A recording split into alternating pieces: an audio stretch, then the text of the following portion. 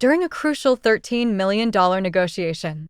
In Europe, my son disposed of my BMW to finance a lavish getaway to Bora Bora with his spouse.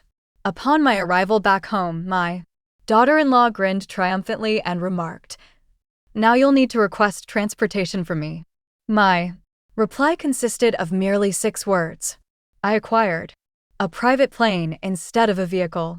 The expression on her face justified every cent of the $7 million I'd invested.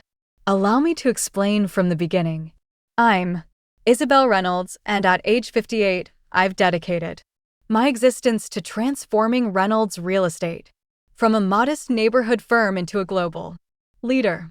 If you're viewing this, go ahead and hit like, subscribe, and share in the comments your location on the planet. My spouse Robert and I launched the business 35 years back with sheer resolve and a modest loan from the bank. Following his unexpected passing from a heart attack 8 years prior, I channeled my sorrow into the job, growing our enterprise beyond our wildest visions. That classic BMW Roadster was Robert's ultimate present to me for our 30th wedding milestone, only 3 months prior to his departure. A stunning item for my stunning partner, he mentioned, presenting the keys to the expertly refurbished 1967 Deep Navy Roadster for all those evening cruises we discussed endlessly. We managed only 2 such evening cruises before he passed away. I maintained that vehicle in pristine condition, using it solely for meaningful events. Robert's birth date, our wedding date, moments when I yearned to sense his presence. It wasn't merely a means of getting around. It represented a physical link to the individual who had been my companion in every aspect. The Milan Agreement had been developing for 18 months, a combined purpose project that would establish Reynolds real estate solidly in the European arena. I'd traveled there to manage the concluding discussions myself, an activity I seldom undertook these days since elevating Tyler to head of operations 3 years earlier. "You merit this achievement, Mother," he'd stated, embracing me at the terminal. "Go seal it. I'll manage all matters here." All matters, evidently, encompassed liquidating my dearest belonging. Without my awareness or approval, I came back victorious, exhausted from the flight but thrilled. The agreement was finalized, the media announcement arranged, the bubbly cooling in my workspace for the staff. Festivity on Monday. I grabbed a rideshare from the terminal, intending to astonish Tyler and his wife Olivia with the update during supper. The initial indication of trouble emerged when I arrived at my driveway and noticed the vacant spot in the garage reserved for my BMW. Likely being serviced, I assumed, brushing aside the brief worry. Tyler occasionally organized repairs for me during my absences, one of the rare considerate gestures he performed unprompted. I entered the residence, announcing my presence as I stepped inside. "Tyler." "Olivia, I've returned." Silence greeted me, yet I detected conversation from the rear patio. I proceeded through the home, observing right away that things seemed amiss. Minor items displaced. An unknown shopping sack on the kitchen surface bearing a Bora Bora emblem. Eyewear I didn't recall. As I emerged onto the patio, I spotted them relaxing near the swimming area. Olivia's sun-kissed complexion radiant with a recent glow, Tyler sipping what looked like his 3rd or 4th brew, based on the discarded cans nearby. "Mother," he jolted, splashing beer on his clothing as he rose abruptly. "You've arrived sooner than anticipated. We thought you'd be here tomorrow." I secured a prior departure, I clarified, receiving his clumsy embrace. The negotiation concluded quicker than foreseen. Total victory. "That's wonderful," he responded. Yet his gaze avoided mine. Olivia remained seated, offering a casual gesture from her recliner. "Greetings back, Isabel. 3 years wed and..." She persistently avoided any affectionate term beyond my given name. Not Mother, not even Mrs. Reynolds. Simply Isabel, as though we were distant associates at a social gathering. "Where's my automobile?" I inquired, the discomfort intensifying. I hadn't spotted the BMW in the storage area. The ensuing quiet provided the response. Tyler rubbed his fingers through his locks, a habitual anxious gesture from his youth. Regarding that, we must address something. We enjoyed a brief excursion during your absence. Olivia cut in, pushing her luxury shades atop her head. Bora Bora, it was heavenly. Care to view the pictures? Without pausing for my reply, she shoved her device toward me, scrolling past shots of floating cabins, immaculate shores, and twilight drinks. 14 full days. The premier hotel on the Isle. Exclusive dipping basin, dedicated attendant, everything included.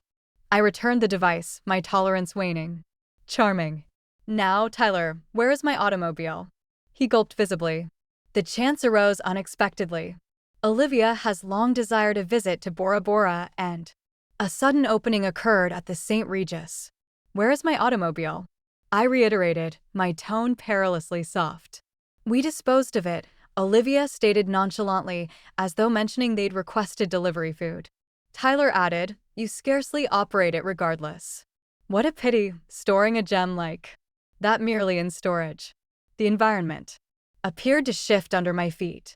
You disposed of my automobile, my BMW, without consulting me. Tyler at minimum appeared remorseful. I plan to inform you, Mother. I intended to acquire a replacement once the earnings from the Westlake Initiative arrived next month. It was simply idle there and we required. You required nothing. I interrupted him. Chill coursing through me. You desired. There's a distinction. Oh, please, Isabel. Olivia exhaled theatrically. It's merely an automobile. You can purchase a new one. Heaven knows you're wealthy enough. I faced this lady. This outsider my son had wed following a rapid 6-month courtship. Ex-model, present social media personality with more admirers than insight. I'd never grasped what Tyler found in her past the evident surface appeal, but I'd held my doubts private. Resolved not to embody the typical interfering in-law. Maybe that was my initial error. That mere automobile was the final present from my spouse before his demise, I stated softly. Your father-in-law, Tyler, the person whose title graces the firm that sustains your way of life. Tyler paled. Mother, I apologize. I failed to consider. No, you failed to consider. I concurred. To whom did you sell it? He specified a premium vendor in Beverly Hills focused on upscale and antique vehicles. I noted mentally to contact them at dawn, although I recognized the odds of retrieving the vehicle were low. Olivia, astonishingly, appeared unaffected by the strain. She extended leisurely on her recliner, a grin teasing her lips. Well, consider the positive aspect, Isabel. Since you lack an automobile now, you'll need to request rides from me. The pure boldness, the presumption, the rudeness briefly left me speechless. At that instant, I perceived with utter precision what I had permitted to occur. My mourning for Robert. My remorse over extended hours throughout Tyler's early years, my frantic wish to retain any form of family unit after Robert's absence. All had prompted me to foster this conduct, to support this existence, to allow this insolence no longer. An expression must have appeared on my features since Tyler retreated a pace. Mother. I grinned, a serenity enveloping me that I hadn't experienced in ages. In fact, I won't be seeking rides. Oh.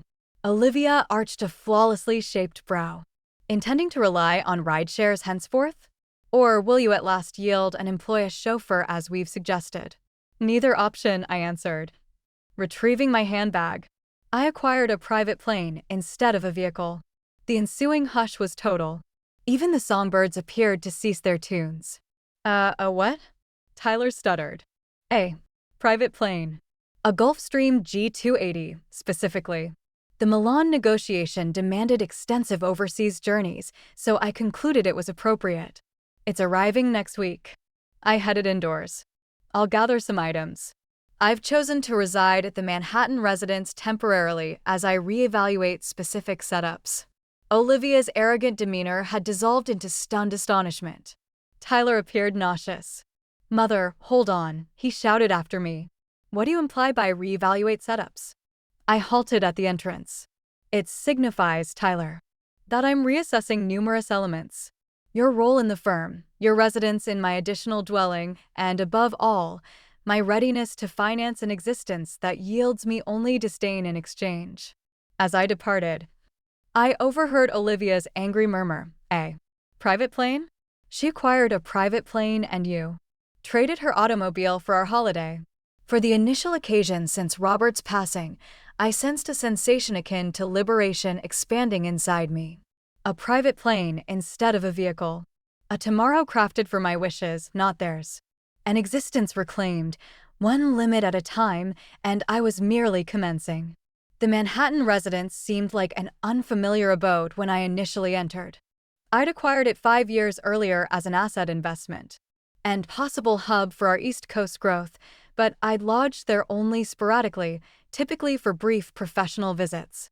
The decor was refined but detached, selected by a decorator tasked with rendering it appropriate for hosting clients. Now, as I wheeled my luggage into the expansive entryway, I understood this spot was precisely what I required. A fresh canvas, absent recollections of Robert, lacking traces of Tyler and Olivia's encroachment into my world, simply sleek designs, vacant areas, and windows from floor to ceiling gazing upon Central Park. My device had been chiming relentlessly since my departure from California. Primarily Tyler, with several from Olivia and a few from the workplace. I muted it, unprepared to interact with them presently. Initially, I required contemplation, genuine reflection on how I'd reached this juncture. I served myself a substantial portion of wine from the container I'd obtained en route from the terminal and positioned myself on the spotless ivory couch, removing my footwear and observing the New York horizon as dusk arrived. How had I permitted circumstances to decline so severely? When had my offspring evolved from the affectionate youngster who crafted me hand-imprinted cards for Mother's Day into a grown man who would trade my most valued item without hesitation? When had I grown so eager for familial bonds that I'd endure such overt insolence? The responses weren't pleasant, but as the wine eased the firm knot of frustration in my core, I compelled myself to face them. Following Robert's death, I'd immerse myself in employment as a barrier against sorrow, unwittingly distancing Tyler during a period when we ought to have been bolstering one another. By the moment I resurfaced 2 years afterward, he'd abandoned his studies in commerce and was wandering among lackluster business endeavors, depleting his inheritance fund with impressive speed. Rather than permitting him to encounter the inevitable results of his decisions, I'd rescued him repeatedly. Employed him at Reynolds despite his absence of skills or true enthusiasm. Advanced him to maintain his involvement. Ignored his extended midday breaks and absent sessions, settled his charge accounts when he exceeded limits, supplied the initial payment for his debut home. Then procured a grander one for him and Olivia when she grumbled the original wasn't ideal for gatherings, all due to my inability to endure further loss after Robert. And what had it achieved? An offspring who believed he could rightfully dispose of my most cherished item. A daughter-in-law who ridiculed me in my own residence. A firm where my leadership was weakened by the preferential handling I extended to my progressively inept son. My device vibrated with a message momentarily lighting the display before dimming. Tyler. Mother, we must converse. Kindly return my call. I can clarify all. Clarify what precisely? That? He valued my BMW for funding a premium holiday more than I valued the final physical tie to my spouse, that. His spouse's craving for a photogenic escape surpassed any regard for my emotions. I savored another portion of wine, remaining still near my device. For the initial time in 8 years, I possessed lucidity. The agonizing type that accompanies acknowledging your own role in your dissatisfaction. The entry buzzer sounded, jarring me from my musings. The porter's tone emerged through the device. Ms. Reynolds. A Miss Harriet. Winters is present to meet you. She claims you're anticipating her. I wasn't awaiting anyone, and the identity wasn't instantly recognizable, though it stirred a faint recollection. Kindly request her to hold briefly, I answered swiftly, reviewing my schedule to check for an overlooked meeting. No entries until my session with our New York branch the following day. Interest prevailed. I activated the buzzer once more. Escort her up, if you would. Moments later, a firm rap at the entrance unveiled a statuesque, graceful African-American lady in her early 60s, flawlessly attired in a custom suit, her gray-highlighted tresses styled in a chic shortcut. Isabel Reynolds, she greeted with a friendly grin. It's been around 20 years, hasn't it? Awareness emerged as I examined her features, subtracting 2 decades mentally. Harriet. Harriet Winters from our commerce program. The exact one, she affirmed, agreeing to my surprised offer to come inside. Although, it's Dr. Winters these days, I ultimately completed that doctorate we once discussed. Recollections surged. Evening study sessions in the resource center, aspirations exchanged over inexpensive vino in our shared quarters, vows to establish enterprises that would transform our fields. Harriet had been my nearest companion during those demanding 2 years of commerce education before circumstances and distance separated us. "How did you locate me?" I questioned, guiding her to the sitting area. "And how were you aware I was in New York?" She chuckled, a deep tone that instantly returned me to our earlier times. Online networks are a mixed blessing. When Reynolds Real Estate revealed its entry into the European sector this morning, including an image of you finalizing the Milan Pact, it showed up in my professional feed. I identified you at once and investigated further. That doesn't account for knowing I was here. Not in California, I noted, presenting her a serving of wine, which she took with an affirmation. That involved more sleuthing than digital platforms. I reached out to your main office, acting as a longtime acquaintance, which is accurate, and your aide noted you'd abruptly chosen to operate from the New York location this week. Following that, it was merely arranging for my chauffeur to linger outside until you showed up. I lifted a brow. That's verging on pursuit, Harriet. That's businesslike tenacity, she amended with a smile. A trait you consistently respected in me, if memory serves. She wasn't mistaken. Harriet had always been bold, committed, somewhat daring in chasing her objectives. It was among the qualities I'd most cherished in our bond. So, she proceeded, settling on the couch next to me. The inquiry is, why is Isabel Reynolds secluding in New York the day following the largest negotiation of her profession rather than rejoicing with her crew in California? I paused, unaccustomed to sharing with anyone, particularly an individual unseen for 20 years. But an element in Harriet's straightforward stare pierced my typical restraint. My son traded my automobile while I was overseas. I stated plainly. My deceased spouse's final token to me. He traded it to cover costs for a holiday with his wife. Harriet's look transitioned from interest to indignation. He did what? Once I commenced speaking, the words flowed uncontrollably. The entire account emerged. Robert's demise, my withdrawal into labor, Tyler's shift from talented learner to presumptuous grown-up, my facilitating conduct, Olivia's insolence, and ultimately the BMW and the private aircraft. You acquired a private aircraft? Harriet erupted in laughter upon reaching that segment of the tale. Oh, that's splendid. I would have invested substantially to witness their reactions. In spite of myself, I grinned. It was quite gratifying. I can envision. She examined me above the edge of her wine vessel. So, what's the plan now? You're concealing in New York. Evading your son's communications and reassessing all, I confessed. My connection with Tyler, his position in the firm, my personal path. Harriet inclined her head reflectively. When my spouse abandoned me for his 24-year-old lab aide 10 years past, I underwent a comparable evaluation. Hurtful, but essential. What steps did you take? I inquired, truly intrigued. A gradual smile extended across her features. I reconstructed my existence according to my preferences. Completed my doctorate. Established my advisory business, acquired a residence in Paris, where I reside 3 months annually, took in 2 shelter. Hounds mastered the tango. She lifted her shoulders gracefully. I ceased existing for others and began existing for myself. Just like that, I couldn't conceal the doubt in my tone. Not just like anything. It was frightening, chaotic. Certain days I doubted my survival. But Isabel, she inclined nearer, her gaze fierce. It justified every tough instant. Because now at 63, I'm experiencing precisely the existence I desire. Not the one my former spouse desired or my guardians anticipated or culture dictated. Mine. An element relaxed in my core at her statements. Burden I hadn't recognized I bore.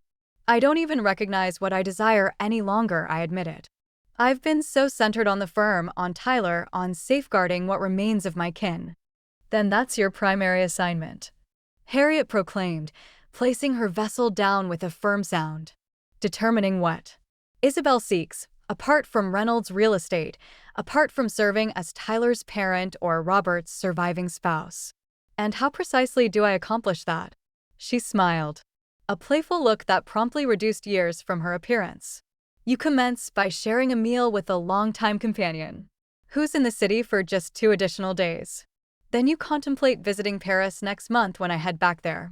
The remainder, she gestured broadly, we'll determine along the way. For the initial occasion since learning my BMW had vanished, I experienced an emotion beyond rage and disloyalty. An emotion that resembled perilously like optimism. A meal sounds ideal, I stated, grabbing my device to quiet it. As Tyler's identity appeared on the display once more. Allow me to fetch my jacket. As we ventured into the New York night, Harriet hooked her limb through mine with the effortless closeness of our school times. You know, I always believed you'd acquire a private aircraft before I did. Certain elements remain constant. I chuckled, astonishing myself with the authentic noise. Certain elements do alter, however. And I'm beginning to believe that could be precisely what I require. In our wake, my device persisted in vibrating quietly on the low table. My son's growing frantic notes remaining unaddressed as I entered the initial night of my renewed existence. 3 days into my New York retreat, as I'd started viewing it, my brief tranquility was disrupted by an uproar at my residence entrance. Ms. Reynolds, my apologies, emerged the porter's flustered tone over the speaker. Your son demanded to ascend. I attempted to notify you initially, but it's fine. Frank, I exhaled, already detecting Tyler's voice behind. You may allow him up. I inhaled deeply, aligning my posture as I readied for the clash I'd been dodging. A portion of me had realized this instance was unavoidable. Tyler wasn't prone to accepting my abrupt establishment of limits without resistance, particularly when his easy existence was at risk. When I unlatched the entrance, my son resembled nothing like the refined COO of Reynolds' real estate. His tresses were messy, his eyes reddened, his normally spotless attire wrinkled as though he dozed in it during the overnight journey. Mother, he uttered, relief clear in his tone. Thank heavens. You've ignored your phone. I assumed I was concerned. I'm well, I responded coolly, stepping aside to permit his entry. As is evident, he advanced into the residence, his gaze scanning as if anticipating signs of a catastrophe that would account for my actions. Discovering none, he pivoted toward me, bewilderment etched on his traits. What's occurring? You vanish without notice. Disregard my communications. Postpone gatherings. This isn't typical for you, is it? I secured the entrance and rested against it, limbs folded. Or is it merely not what you've grown accustomed to from me? There's a distinction, his forehead creased. If this concerns the BMW, this concerns all that the BMW symbolizes. I amended him. Your feeling of privilege, your neglect of limits, your presumption that my assets are yours to seize. At will. That's unjust, he objected, passing a palm through his already tousled tresses. I committed a single error. 1. I chuckled, the noise sharp even to me. Tyler. Disposing of my automobile wasn't a single error. It was the peak of a trend that's developed over years. A trend I've supported by perpetually softening you from the outcomes of your deeds. He appeared uneasy at least. I expressed regret. I'm going to rectify it. I've contacted the vendor already, but they transferred the BMW to a buyer in Germany. I'm attempting to locate him. Proposed to repurchase it. That's beside the point, I interjected, advancing past him into the sitting room. You can't reverse this with funds or regrets. Some items, once shattered, remain shattered. What are you implying? Worry entered his tone as he trailed me. Mother, you're alarming me. I pivoted to confront him directly. Good. You ought to be alarmed, since I've reached some conclusions that will substantially affect your existence. His complexion blanched. What conclusions? As of now, you're on leave without compensation from Reynolds. I've designated Marissa Chin as temporary COO. Marissa? He stammered. My aide? Your previous aide? I amended. Who, incidentally, has been compensating for your inadequacies for the last 2 years. The directors approved her advancement unanimously this morning. Tyler collapsed onto the couch, appearing dazed. You can't proceed with this. I'm kin. I'm your offspring. Which is exactly why I should have maintained you to an elevated criterion, not a reduced one. I stayed upright, preserving the tangible and mental edge. You've been relying on favoritism and my hesitation to concede that my offspring lacks qualifications for his role. This is madness, he whispered, then glanced up abruptly. Hold on. The directors approved? You conducted a director's session without me. I'm a director. You were dismissed from the directors yesterday, I notified him, maintaining my tone even despite the inner chaos. This exchange was essential but tormenting. Your participation history alone justified removal, not to mention your persistent neglect to examine documents prior to sessions. He gazed at me as if I'd become an unknown person in his presence. In certain respects, I guessed I had. There's additional, I proceeded. I've directed my lawyer to prepare removal documents for the additional dwelling. You and Olivia have 30 days to secure other lodging. You're evicting us. His tone broke with incredulity. Where are we expected to relocate? How are we supposed to afford it with? Me on leave without pay? That's your responsibility to determine, I answered. Most grown-ups succeed in obtaining residence without parental aid. I recommend you begin by examining options within your genuine financial means, not the exaggerated one. You've maintained with my monetary backing. Tyler rose suddenly, fury supplanting astonishment. This concerns Olivia, doesn't it? You've never approved of her. You're penalizing me due to her. This bears no relation to Olivia, although her demeanor certainly hasn't assisted. I exhaled, abruptly weary of the discussion.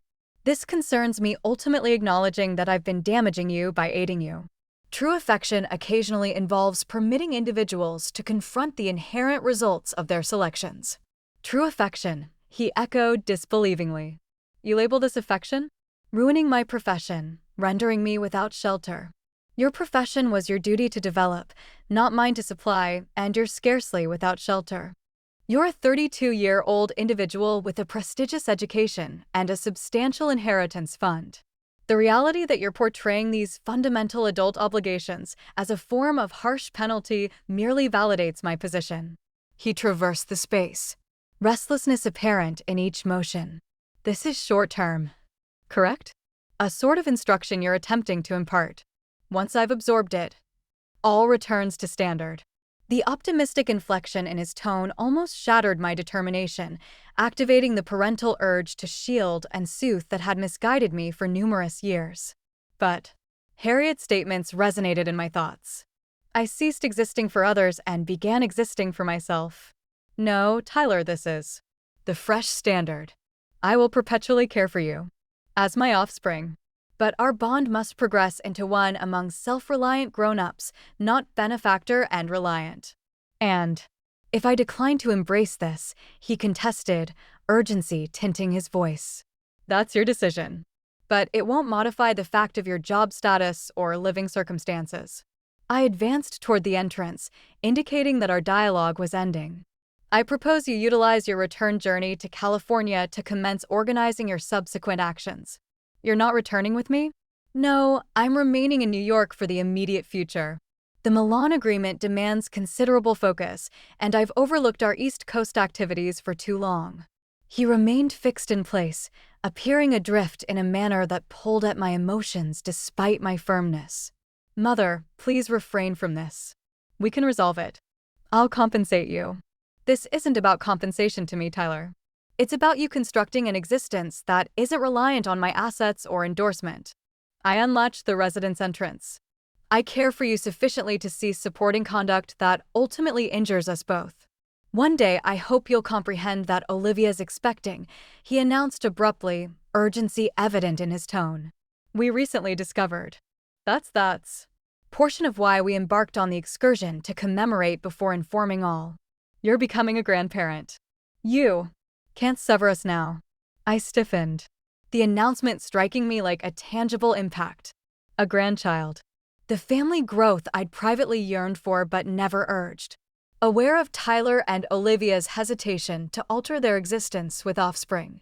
For an instant, I faltered. Could I truly uphold these fresh limits, knowing my grandchild's stability could be impacted? Wasn't kin ultimately more vital than imparting Tyler a tough lesson? Then I observed my son, truly observed him, and perceived the scheming behind the urgency in his gaze. This revelation, which ought to have been delightful, was being utilized as a tool, a desperate bid to coerce me into preserving the existing state. Best wishes, I stated ultimately, my tone gentling marginally. I'm pleased for you both, but my ice remains. If anything, your approaching role as parents renders it more vital that you learn to support yourselves. Your offspring merits guardians who demonstrate accountability and self-reliance, not presumption. You're astonishing, he whispered, advancing toward the entrance. Await until the remainder of the kin learns of this. Uncle David, Aunt Sarah, they won't tolerate you handling me this way. I grinned sorrowfully. I've already conversed with them. They concur these alterations are overdue. That ultimate strike appeared to drain him entirely. He lingered at the doorway, pivoting back with a final effort. And regarding my legacy? Are you excluding me from your testament? As well? The bare worry for his monetary concerns, even during this instant of family division, affirmed I was making the correct choice. Agonizing as it was, that hinges completely on you, Tyler. On the individual you elect to evolve into from here onward. I motioned to the lift. Secure travels home.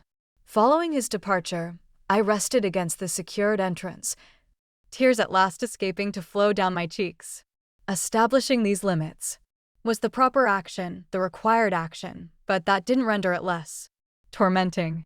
I cherished my son despite his shortcomings, despite his disloyalty. I would perpetually cherish him, but affection without regard was unviable, and the route to restoring that regard necessitated this hurtful reconfiguration.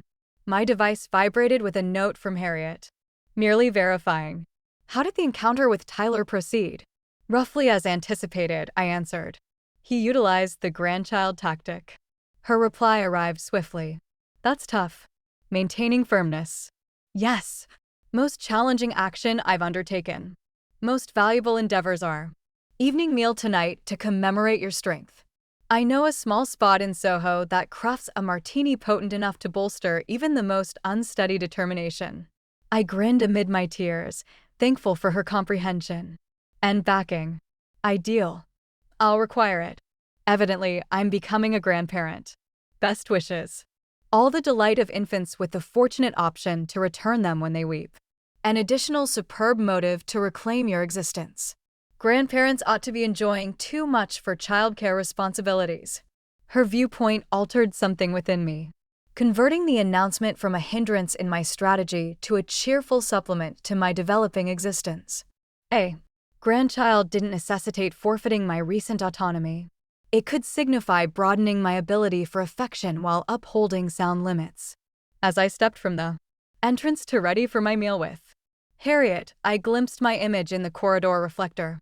The lady gazing back appeared fatigued but determined, sorrowful but resolute. A lady ultimately selecting herself after years of prioritizing all others. A private plane instead of a vehicle. I murmured to my image, recalling myself of the instant when all had shifted. The instant when I'd ultimately grasped that I merited more than the fragments of regard my son and daughter-in-law condescended to offer. My device chimed. Marissa Chin, the freshly designated temporary COO, seeking advice on an agreement matter. I responded, setting aside reflections of Tyler and his coercion temporarily. There would be opportunity to handle the sentimental repercussions of our clash later. Currently, I possessed a firm to oversee, a fresh existence to construct, and a martini rendezvous with. A longtime companion who grasped precisely what I was enduring. For the initial occasion in 8 years, I sensed as though I was genuinely advancing, not merely performing the routines of an existence molded by mourning and duty. And despite the hurt, despite the ambiguity, it resembled liberty. The martinis alongside Harriet demonstrated to be precisely what I required. Robust, illuminating, and paired with the type of straightforward honesty that solely originates from someone without stake in your choices. We chuckled more then. I hadn't ages, recalling our commerce school times and updating on the years in between. You realize what Robert would express about this entire situation, don't you? Harriet inquired as we divided a rich chocolate treat. I stiffened mildly at the reference to my deceased spouse. What about high time, Izzy? She uttered, flawlessly imitating Robert's rough warmth. He perpetually claimed you were too lenient with Tyler. A startled chuckle escaped me. He did? Each occasion we conversed, which wasn't frequent enough, but nevertheless. She directed her utensil toward me.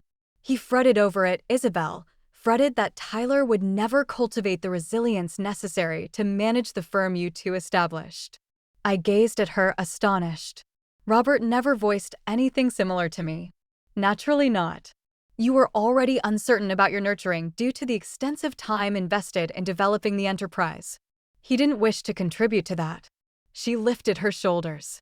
But he informed me the final occasion I encountered him at that symposium in Chicago roughly 6 months prior to his death said Tyler was displaying every indication of turning into one of those presumptuous affluent youths who destroys all his parents created. The disclosure struck me like a tangible strike. Throughout these years, I'd been overcompensating for what I perceived as my deficiencies as a parent, attempting to atone for the work travels and overlooked school activities. And throughout, Robert had recognized the peril in my excess compensation. Why didn't you disclose this earlier? I questioned, not furious, but sincerely interested. Harriet savored her coffee. Would you have trusted me? Or would you have rejected it as me misinterpreting Robert or recollecting wrongly or possessing some personal motive? She was accurate. In my mourning, I'd grasped a story that portrayed me as the inattentive parent and Tyler as the injured offspring. It had provided my guilt a place to settle, my mourning, something to form around.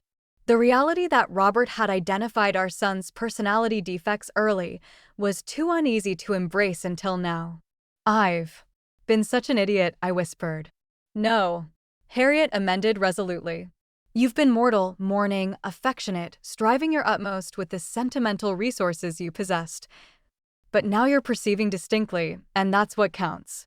Later in my residence that evening, I found myself attracted to the modest photo of Robert I'd positioned on the nightstand, the sole individual touch in the otherwise impersonal area.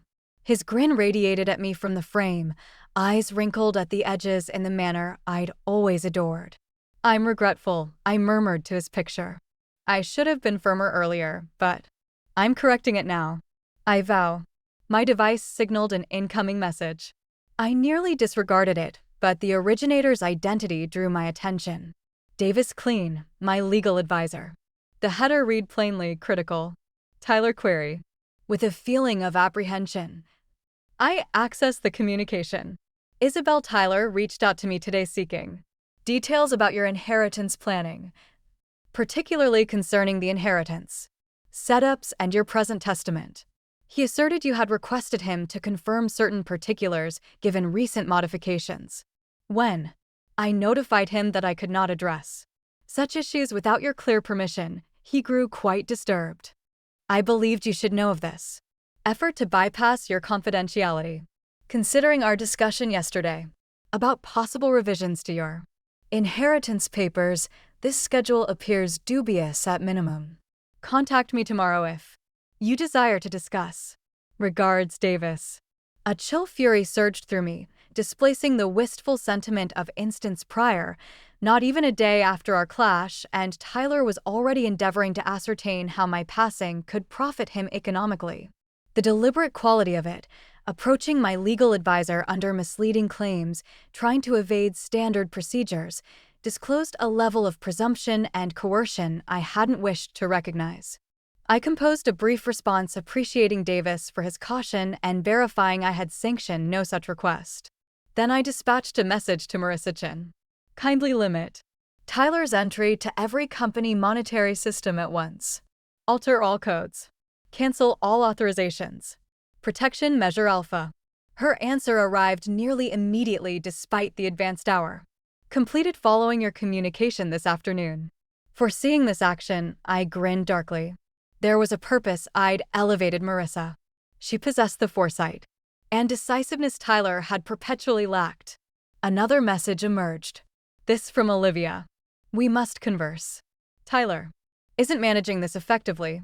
Consider your grandchild. The sentimental coercion was so obvious it was nearly comical. I erased the note without answering, then restricted her contact. Tyler's would follow if he persisted along this route. Approaching the broad plains overlooking the metropolis, I absorbed the sparkling Manhattan horizon. From this elevation, all appeared structured, intentional, lovely in its intricacy. If only personal connections could be so distinctly outlined. My image gazed back from the pane. A lady at a turning point. Ultimately viewing the chart distinctly after years of haze.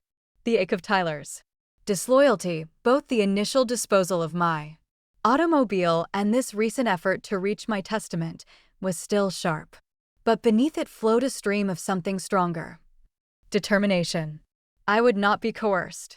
I would not be shamed. I would not relinquish the tranquility I'd struggled so fiercely to regain. Not even for my offspring. Not even for my grandchild.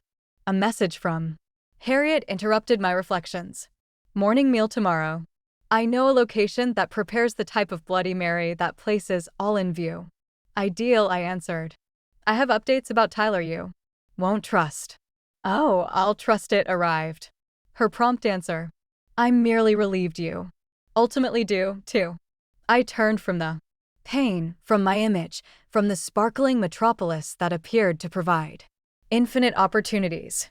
Tomorrow would deliver fresh obstacles, fresh efforts at coercion from Tyler and Olivia, fresh choices about my firm and my path. But for the initial occasion since disposing of my automobile, I felt completely prepared to confront them. The private plane, it emerged, wasn't merely a prestige emblem to position my presumptuous daughter-in-law in her spot. It was a symbol for the existence I was reclaiming. Raised, free from others' demands, soaring above the storms of sentimental coercion.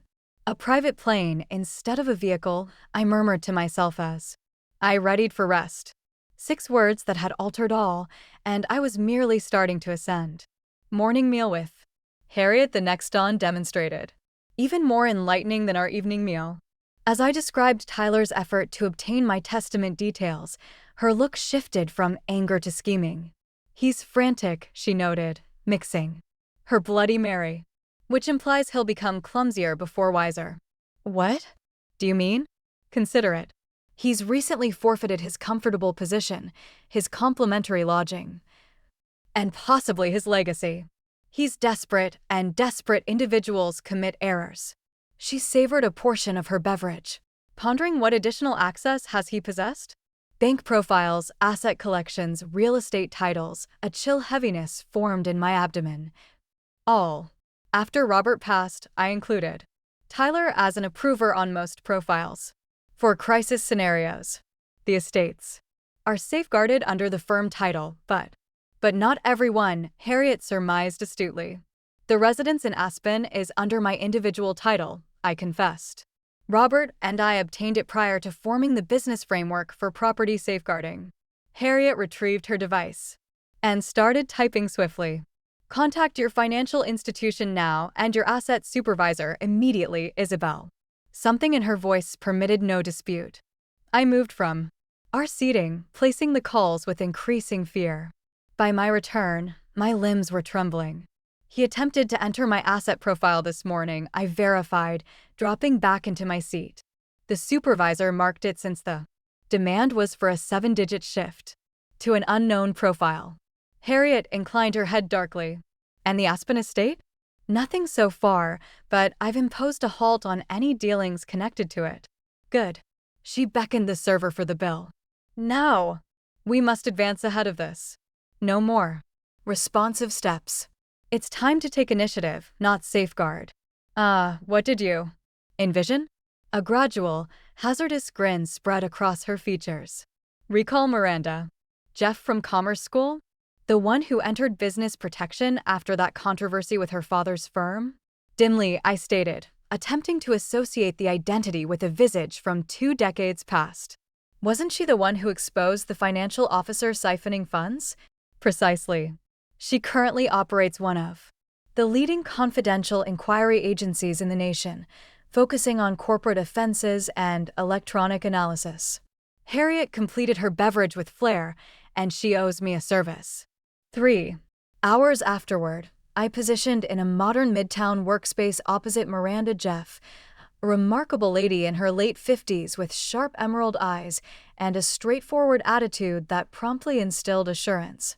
"Allow me to clarify," she stated after I'd outlined the circumstances. "Your son traded your automobile without approval, possibly tried to enter your monetary profiles without permission, and attempted to acquire details about your testament under deceptive claims." Yes, I affirmed, the stark overview rendering it sound even graver than I'd permitted myself to admit. "And you wish to discover what else he might have performed that you don't yet recognize?" "Exactly." Miranda rapped her writing tool against her notepad contemplatively.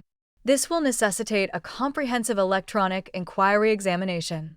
We'll need to inspect all profiles he's had entry to, examine interaction logs, trace any atypical dealings from the past few years, not merely recent actions."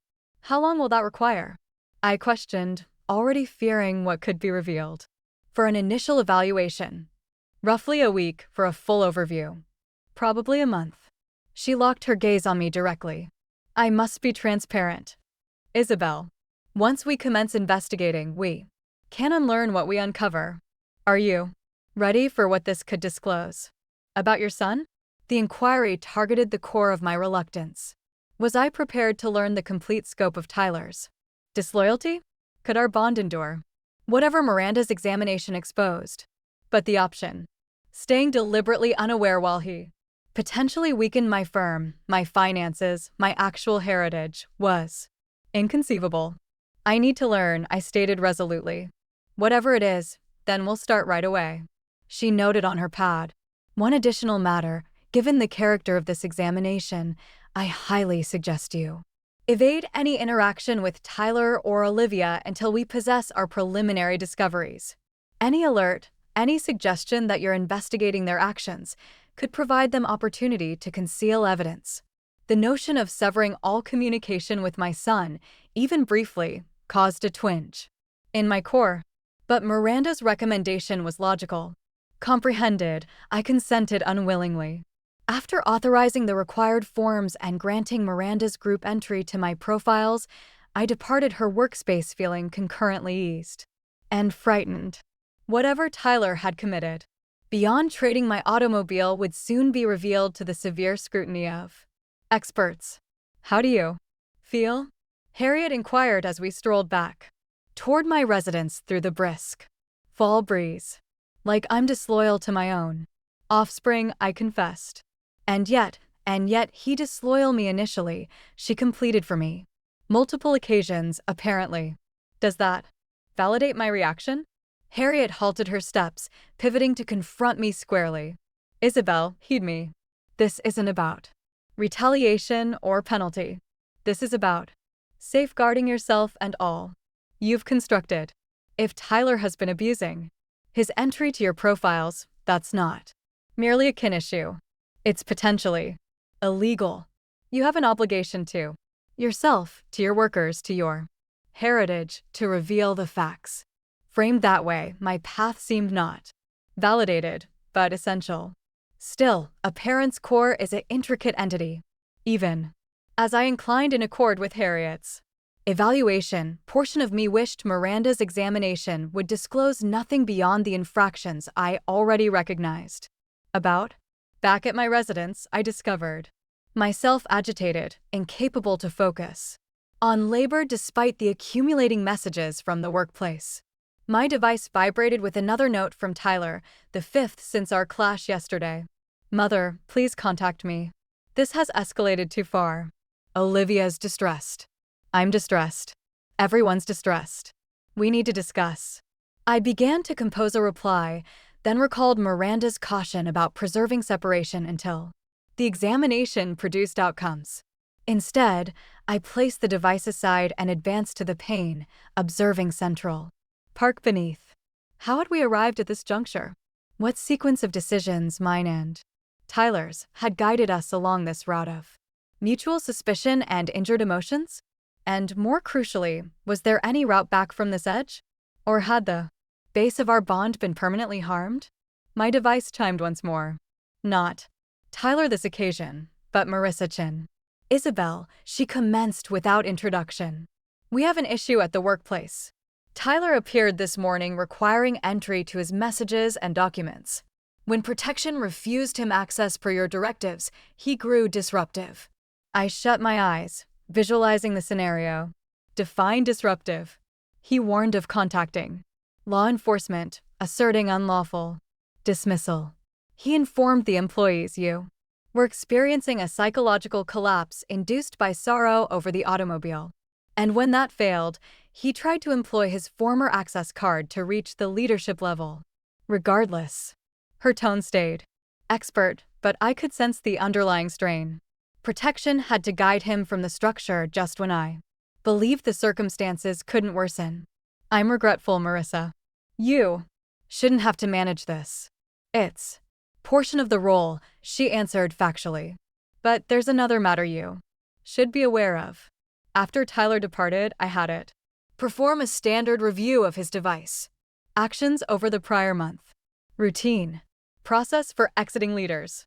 And I prompted when she halted, he retrieved a considerable volume of customer data, agreement specifics, and monetary forecasts 2 days prior to your return from Milan. The schedule appears intentional. I completed for her as if he anticipated his role could be threatened. After his action with my automobile. Precisely. Marissa's voice grew worried. Isabel, this extends beyond kin conflict. This is possible business sabotage if he plans to utilize that data elsewhere. The elements were aligning with disturbing precision. Tyler's frantic efforts to enter my profiles, his curiosity in my testament, his retrieval of sensitive firm data, all indicated someone readying for conflict, not pursuing harmony. I've already engaged someone to examine his monetary actions. I informed Marissa, include this to their list. And Marissa, alter the locks at main office. Today after concluding the call, I remained immobile in the middle of my residence. The scale of what was occurring ultimately impacting me completely. This wasn't merely about an automobile anymore, or even about limits. This was about my son actively opposing me against the firm his father and I had established against his own. Tomorrow. My device vibrated again. And message. Alert. When I verified the originator. A shiver coursed through me. It was from Jennifer Preston, social columnist for The New York Times with the header. Line, request for statement, Reynolds. Kin conflict. The barriers were tightening. Whatever seclusion I'd hoped to preserve around this kin dispute was about to be shattered. The inquiry now was whether I would permit Tyler to dominate the story or whether I would counter with the complete strength of the facts. For the initial occasion in my existence, I was confronting the chance that my son might not just be misled or presumptuous, but actively harmful. The notion brought no fulfillment, only a profound sadness for what could have been and firm determination for what must now be accomplished.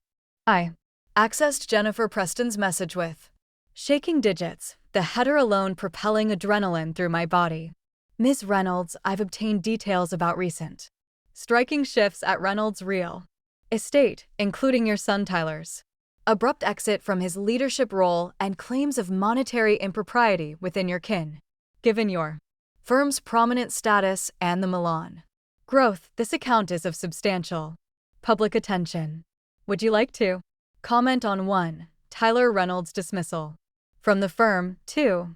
Accounts that he disposed of your personal asset without approval, 3. Your acquisition of a private aircraft after these occurrences, 4. Whispers of an continuing examination into possible misuse of Firm assets. I'm submitting this account for tomorrow's publication and would value your reply by 5 p.m. today. Regards, Jennifer Preston. Society and Business, New York Times. My initial reaction was alarm. The meticulously built public persona of Reynolds, real estate of our kin, was about to be demolished on the pages of one of the world's leading journals. My second reaction, trailing closely, was rage. There was solely one method Jennifer Preston could have acquired this details so rapidly. Tyler had approached the media. My device chimed. Harriet, I recently received a communication from Jennifer Preston, she stated without introduction. She's publishing an account about you and Tyler. I know, I answered, striving to maintain my tone even. She just messaged me. This bears Tyler's marks all over it, Harriet noted, mirroring my own deduction. He's attempting to direct the account before you can. Standard. Harm reduction strategy. Release your version first. What am I expected to do? If I reply, I validate her account. If I don't, Tyler's version remains unchallenged. You combat fire with fire. Harriet answered firmly, but deliberately, not impulsively. Meaning you don't merely address her inquiries. You reshape the whole account. I could detect Harriet shifting about, probably traversing as she developed a strategy. Preston isn't seeking the facts. She's seeking a sensational scandal to boost circulation. So, provide her something superior. An account of business, management, of moral guidance, of tough choices made to safeguard investors and workers. The insight of this method immediately connected. Tyler desired a personal drama displayed across the social sections. I needed a commerce story on the economic sections. I'll require assistance forming the reply, I confessed. This isn't my field of knowledge. Already handling it, Harriet guaranteed me. I'm reaching Anthony Ramirez, leading crisis handling expert. Assisted 3 major corporation heads during public image crises last year solely. He owes me a service from when I aided his daughter. Enter Wharton. Harriet, I stated, temporarily overwhelmed by her efficiency. I don't know how to express gratitude. Express gratitude by halting Tyler before he inflicts further harm, she answered. This isn't just about your bond anymore. This is about safeguarding your life's achievement. Within 60 minutes, Anthony Ramirez had arrived in my residence. A compact, fervent man with mixed gray hair and the concentrated attitude of someone familiar with maneuvering business conflicts. Primary rule of crisis handling, he commenced configuring his computer on my eating surface. Never permit another to outline the account. Miss Preston has presented this as a drama. We need to represent it as a business management triumph account. How precisely do we accomplish that? I inquired, still striving to perceive how my personal ache could be converted into positive commerce updates. By highlighting the mechanisms that functioned, Anthony clarified protection procedures that detected unauthorized entry, business leadership rendering difficult choices to defend firm interests, succession, organization that permitted seamless shift during a challenging phase.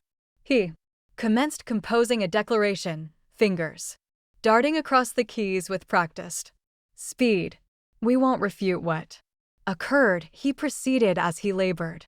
Refusals merely encourage deeper examination.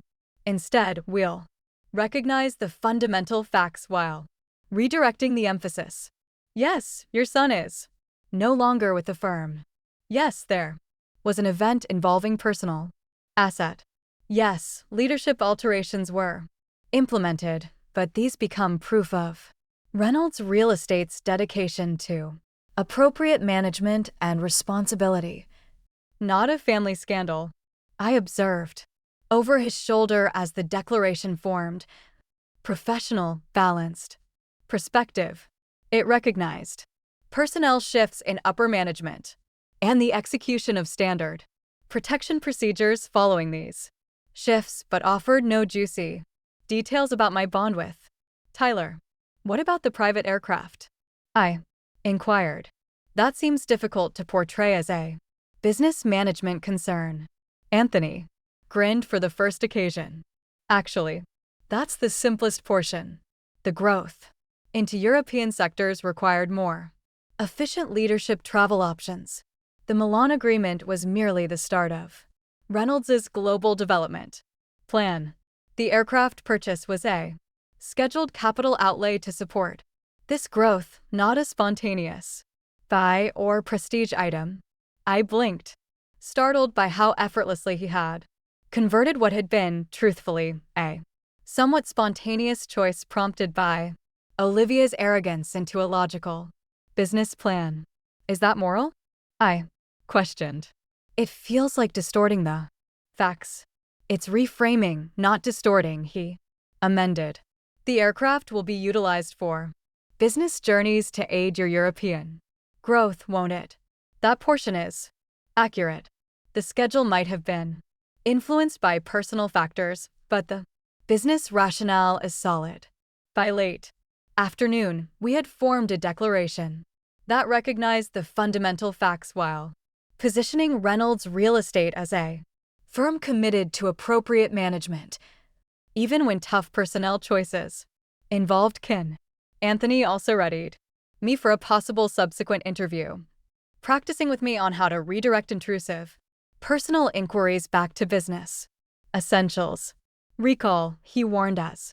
He gathered his materials, no matter what they inquire, shift to the strength of your leadership group, the success of the Milan Agreement, and the firm's promising future.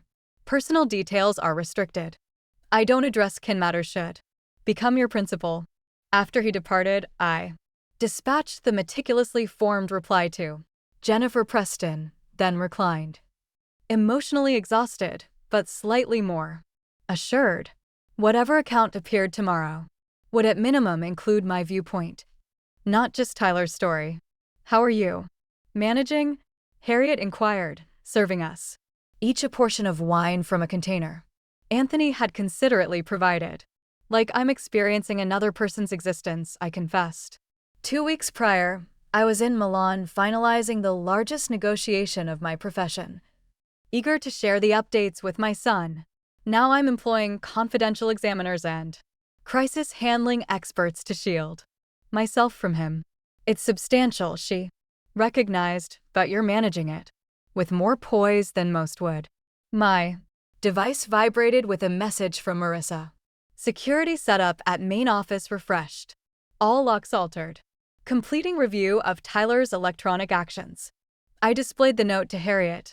The firm at minimum is secure. Now I just have to fret about what else he might attempt. Personally, allow Miranda's group manage that. Harriet recommended.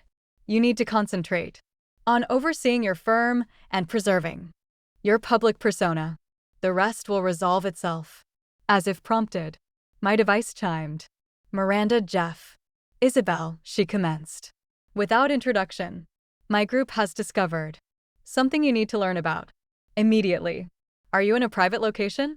I activated speaker so Harriet could listen. Yes. What is it?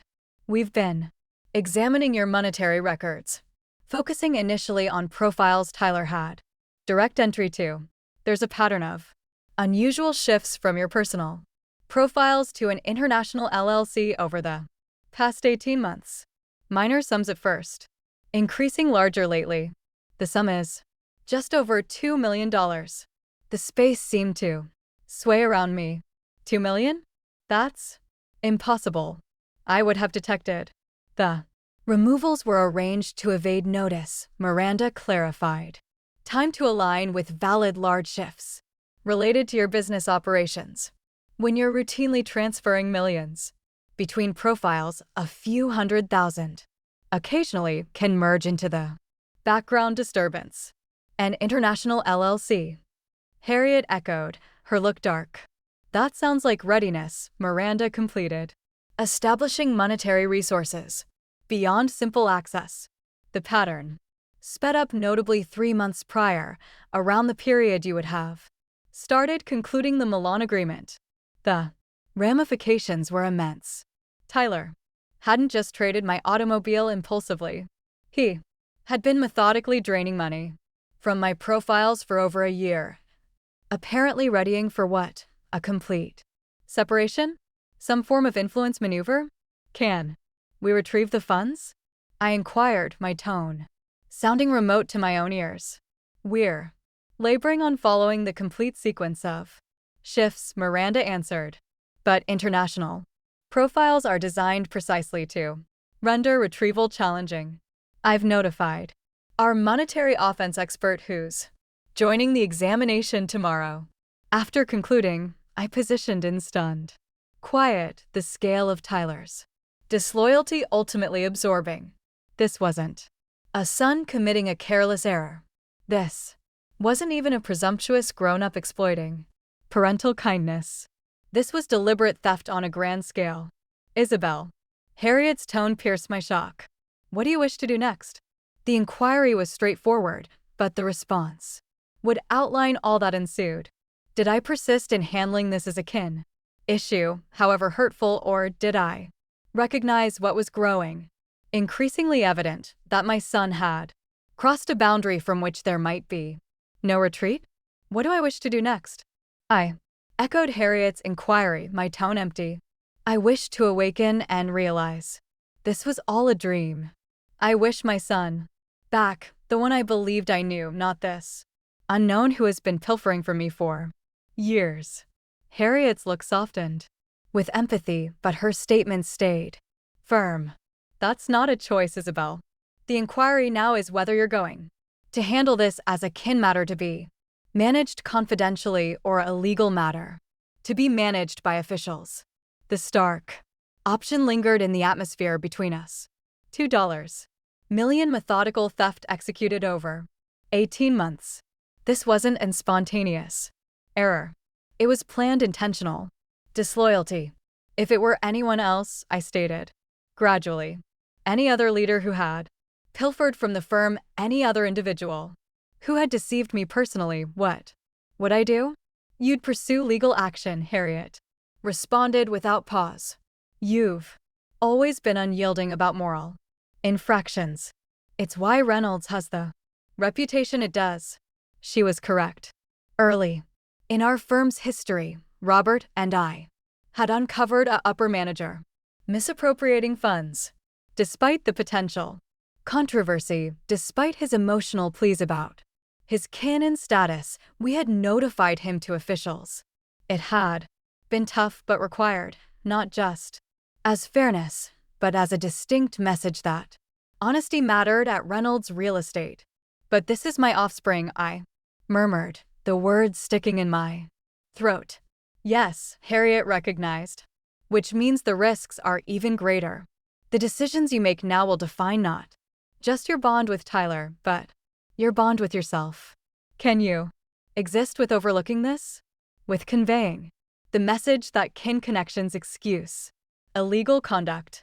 My device vibrated with a message alert and message from Davis. Clean, my legal advisor.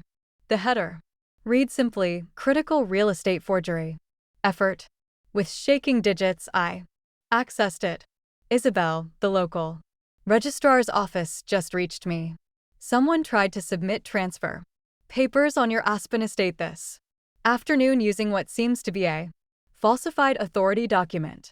The staff marked it as questionable because the certification mark didn't align with their logs. They've retained the papers for possible illegal examination. The person who tried to submit the papers identified as Tyler Reynolds, asserting to be operating on your behalf. I suggest prompt action. Please contact my office as soon as feasible. Davis, I passed the device to Harriet, unable to utter as she reviewed the message. When she glanced up, her look had solidified. He attempted to pilfer your residence, she stated flatly. Today, after all else, the ultimate strand of hope I'd been grasping to that Tyler might regain his senses, that there might be some clarification. That would render this all tolerable. Broke cleanly. In its stead arose a lucidity I hadn't experienced since discovering the BMW absent. Contact Miranda, I stated. My tone steadier than anticipated. Inform her to disclose all discoveries with the relevant officials. Contact Davis and instruct him to submit whatever notifications are necessary concerning the Aspen estate. And contact Anthony. We need to advance ahead of this before it turns public. Harriet inclined her head, already grasping for her device. What about Tyler? He'll attempt to reach you once he grasps what's occurring. Restrict his contact, I answered. Restrict Olivia's, too. Any interaction can proceed through the legal advisors from now on. As Harriet placed the calls, I advanced to the panes overlooking Central Park, observing twilight settle over the metropolis. The ache in my core was tangible, as if something were being ripped from me.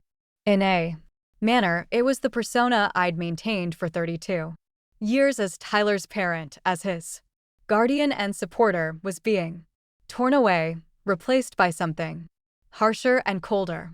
Victim, informant, prosecutor. Yet beneath the ache lay something else. A foundation of assurance that I was performing what needed to be performed. Not from vengeance, not from fury, but from regard for myself and the principles I'd constructed my existence around. My device chimed a number I didn't recognize. I nearly rejected it, suspecting Tyler might be employing another's device to contact me, but something urged me to respond. Ms. Reynolds, this is Detective James Morales, Financial Offenses Unit, NYPD. We've obtained some worrying details from a confidential examiner named Miranda Jeff regarding possibly deceptive monetary actions. Would you be available to visit the precinct tomorrow morning to address this issue? Yes, I answered, surprised by the steadiness in my tone. I'll be there. And, Detective, I think I'll have extra details to disclose regarding attempted estate deception as well. After concluding, I returned to the eating surface where Harriet was concluding her calls. The drive of events felt both frightening and unavoidable now, like positioned at the peak of a wave about to crash. It's accomplished, Harriet stated simply. Miranda is collaborating with officials. Davis is submitting notifications about the Aspen estate. Anthony is forming a declaration for when this turns public. Thank you, I stated, extending across the surface to grasp her palm. For all. Don't thank me yet, she answered darkly. This is merely the start. Once the illegal procedure commences, it assumes existence of its own. Are you ready for what that signifies? For witnessing Tyler possibly detained? For providing evidence against him if required? The inquiries struck me like tangible impacts, but I compelled myself to ponder them sincerely. Could I position in a courtroom and supply proof against my own offspring? Could I withstand the public display of a hearing, the media attention, the inevitable scrutiny of my nurturing and discernment? I don't know. If I'm ready, I confessed, but I know I couldn't exist with myself if I didn't hold him responsible. Not anymore. My device vibrated again, a text from an unfamiliar number. Mother, it's Tyler. There. Restricting my communications. Please converse with me. This is all a misinterpretation. I can clarify all. Consider the infant. Your grandchild requires me there. Not in prison. Please. The bare coercion, the effort to employ his unborn offspring as a barrier only, strengthened my determination. I displayed the note to Harriet without answering it. He's frantic, she noted, which renders him hazardous. You should ponder protection measures. You believe he might attempt something? The concept seemed ridiculous. Despite all, he's irritated and presumptuous, but he's not aggressive. Individuals perform unpredictable actions when trapped, Harriet answered. And Tyler is definitely trapped now. As if to emphasize her point, my device illuminated with a call from Marissa Chin. Isabel, she stated, her typically calm tone tight with strain. Tyler appeared at the workplace. Again. When protection denied him entry, he grew physical. They had to hold him. And the officials were summoned. He's been detained for attack and unauthorized entry. The ultimate element of my world collapsed inward. My son, Robert's son, in official custody for attack. How had we reached this unimaginable spot? Thank you for informing me, I managed. Is everyone okay? The protection officer has slight injuries, a twisted joint from the confrontation. The firm will handle all health costs, naturally. After concluding the call, I positioned motionless, attempting to process this recent development. Tyler's frenzy had intensified to aggression. The choices before me now were even more stark than before. Isabel. Harriet's tone pierced my shock. What do you require right now? What did I require? Security, lucidity. Some route forward through this nightmare that would permit me to gaze at myself in the reflector tomorrow. I need to place one more call, I stated, grasping for my device. With fresh firmness. To Olivia. Harriet arched a brow. Are you certain? That's prudent? No, I confessed. But there's an blameless participant in all this that we haven't considered completely, my grandchild. Whatever occurs with Tyler, I need to ensure Olivia grasps I don't hold her or the infant accountable for his deeds. It wasn't pardon. Not yet. Perhaps not ever. But it was the initial modest step toward whatever tomorrow awaited on the opposite side of this disaster. A tomorrow where, regardless of what occurred with Tyler, I would not permit his deeds to outline the entirety of my kin connections.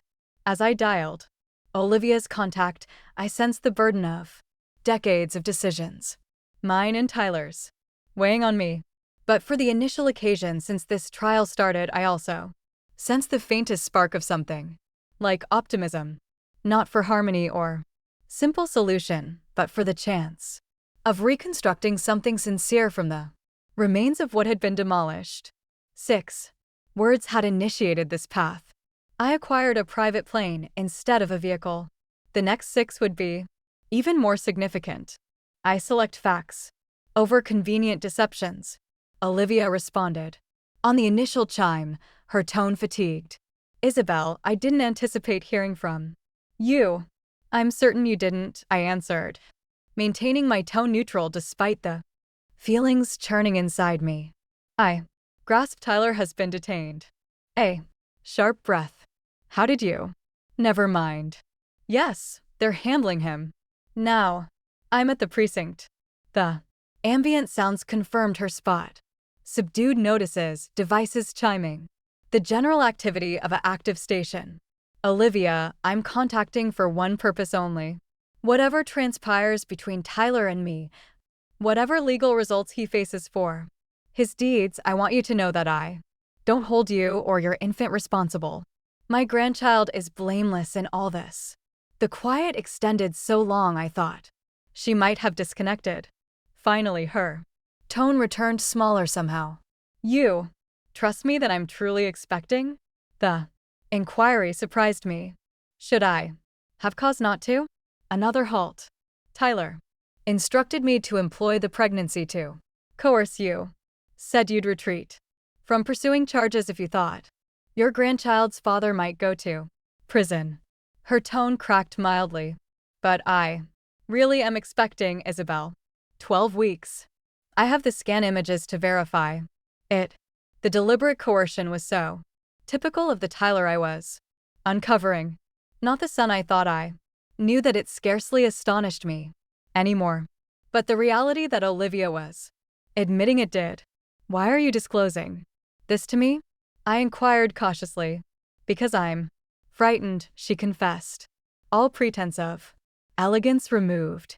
I'm expecting my spouse might be heading to prison, and I've just uncovered he's been pilfering millions of dollars. None of this is what I agreed to. And what precisely did you agree to, Olivia? The inquiry emerged sharper than planned, old grudges rising to the top. The illusion, she answered, with surprising frankness. The accomplished spouse, the lovely residence, the affluent mother-in-law who would finance our existence while we appeared impressive on social media. A sour chuckle escaped her. I know how that appears. Trust me, I'm not proud of it currently. Despite all, I felt an unwilling flicker of respect for her candor. Did you know about the pilfering, the international profiles? No, she stated firmly. I knew Tyler was managing our finances, and I didn't inquire when money materialized for excursions or high-end attire. I didn't wish to know the source. That was my error. It was the most genuine discussion we'd ever shared. 3 years of strained courtesy and mutual grudge had yielded to raw facts in the crucible of crisis. What are you going to do now? I inquired. I don't know, she confessed. Wait for Tyler to be freed, I suppose. Determine how to cover a legal advisor. A halt. Isabel, did you truly submit illegal charges against your own offspring? The proof was too considerable to disregard, I answered, evading the direct inquiry. $2 million, Olivia. Efforts to enter my testament deceptively. Falsified papers to shift my Aspen estate.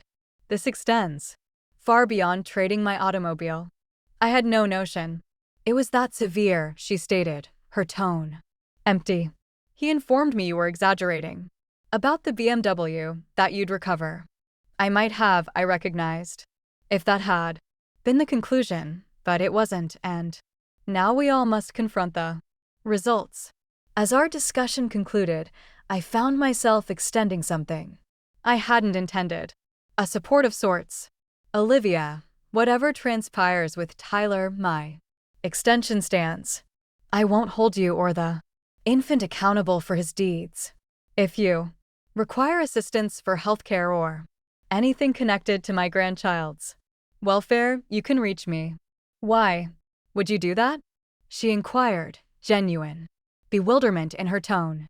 After all, that's transpired after how I've handled you, because that's what kin should do, I answered simply. Assist each other through tough periods without supporting harmful conduct. Something I failed to grasp with Tyler for too long. After concluding, I pivoted to find Harriet observing me with a blend of worry and approval. That was generous of you, she noted, considering her role in all this. Her role was smaller than I assumed, I answered, sharing the key points of Olivia's admission. She was deliberately unaware, but not actively involved in the pilfering. And you trust her? I pondered the inquiry seriously. Yes. Her astonishment seemed authentic. And what would be her reason for deceiving now? Tyler's already been detained. The harm is done. Harriet inclined slowly. So what occurs next? Next, I confer with the investigators tomorrow morning.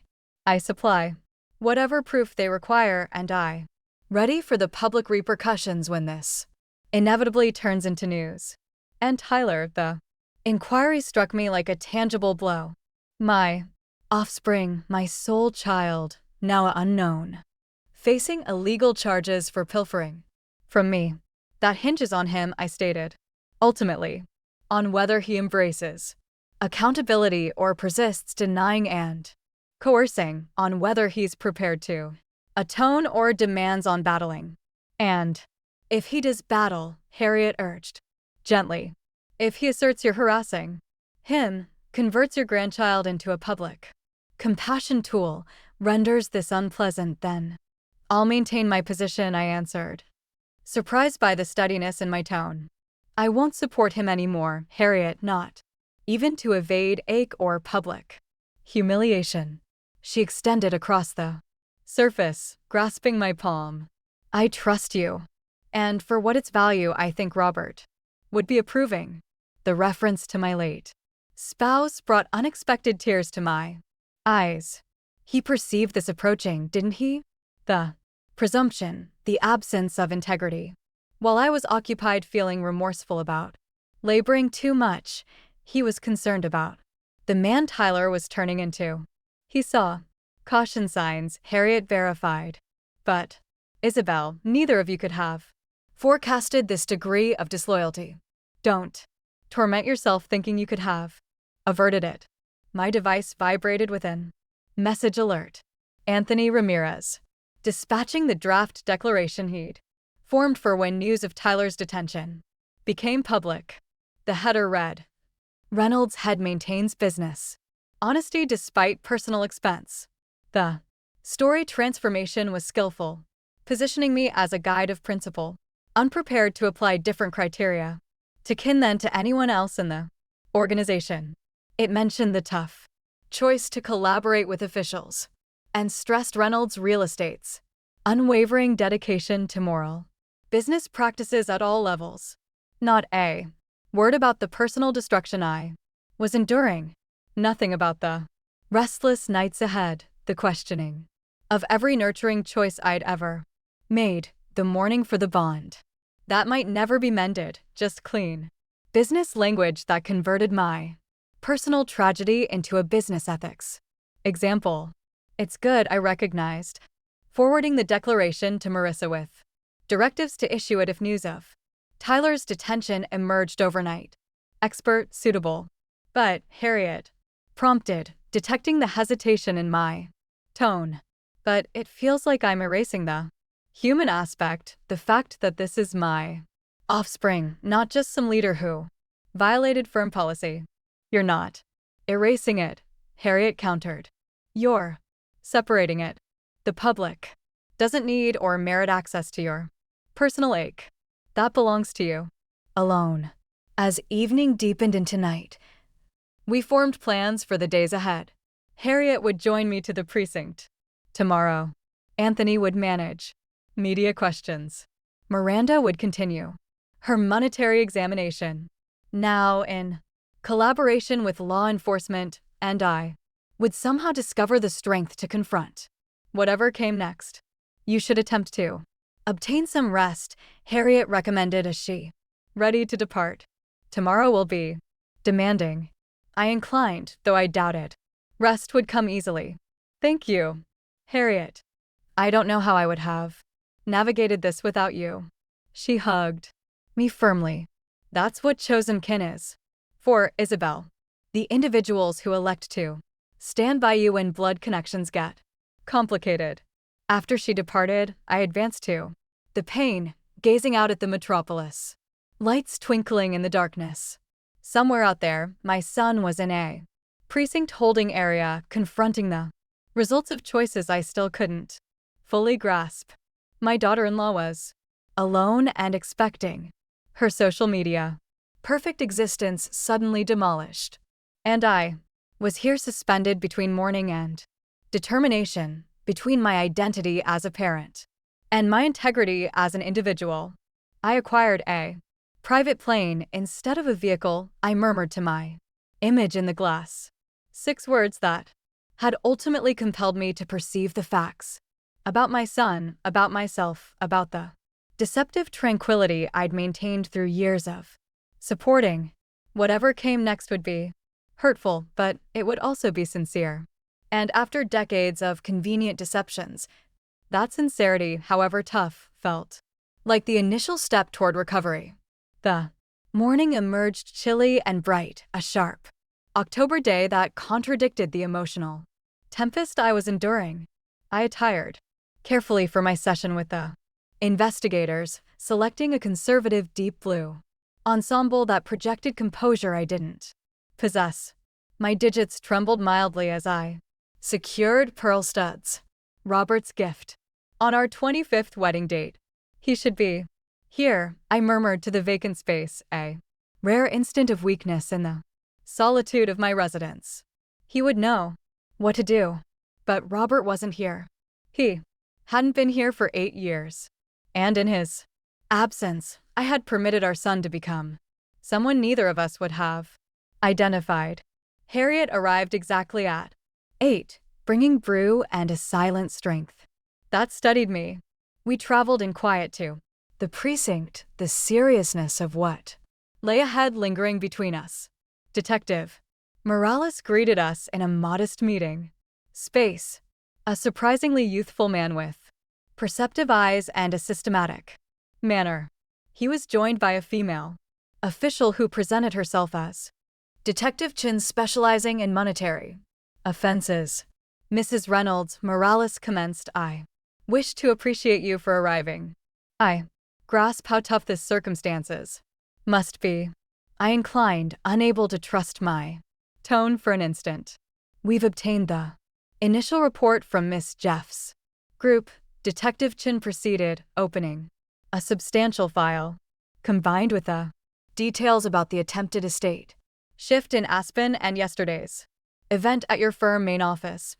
We have sufficient to advance with formal accusations against Tyler Reynolds.